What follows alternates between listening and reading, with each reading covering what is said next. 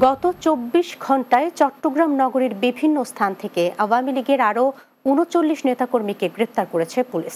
Chittagong metropolitan পুলিশের জনসংযোগ দপ্তর থেকে এ তথ্য জানানো হয়। গ্রেপ্তারকৃতরা হলেন বঙ্গবন্ধু সৈনিক লীগ সদরঘাট থানার যুগ্ম আহ্বায়ক আবুল মনসুর আলী বাপ্পি, শারাফাতুল ইসলাম ইমন, মোহাম্মদ রাকিব, মোহাম্মদ আয়ুব আলী, মোহাম্মদ মাসুম হোসেন, তাজুল ইসলাম সহ অনেকে।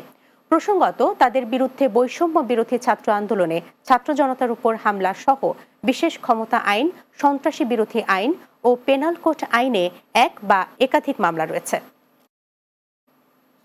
বোয়ালখালীতে বিএনপির ভারপ্রাপ্ত চেয়ারম্যান তারেক রহমান ঘোষিত রাষ্ট্র কাঠামো মেরামতে ৩১ দফা বাস্তবায়নের লক্ষ্যে মতবিনিময় সভা অনুষ্ঠিত হয়েছে।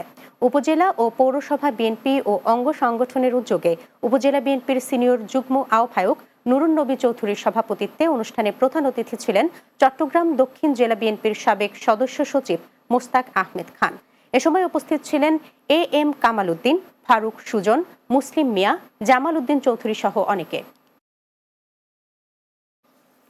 জামাতে ইসলামী বোয়ালখালী শাখার ৬ নম্বর পোপাদিয়া ইউনিয়নের উদ্যোগে ঈদ পুনর্মিলনী অনুষ্ঠানের আয়োজন করা হয়েছে। মল্লাবাড়ি জামে মসজিদ ঈদগাহ মাঠে অনুষ্ঠানের আয়োজন করা হয়। পোপাদিয়া ইউনিয়ন জামাত ইসলামের সভাপতি এস ওসমান গনির সভাপতিত্বে প্রধান অতিথি ছিলেন বোয়ালখালী উপজেলা জামাতে ইসলামের আমির ডাক্তার খুরশেদ আলম।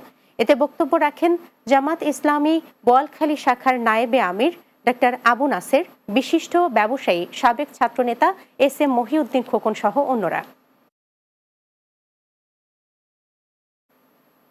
শেষ করব দিনের বাংলা। যাবার আগে সংবাদ শিরোনামগুলো জানিয়ে দিচ্ছি আরও একবার। মার্কিন শুল্ক ইস্যু নিয়ে আলোচনার জন্য জরুরি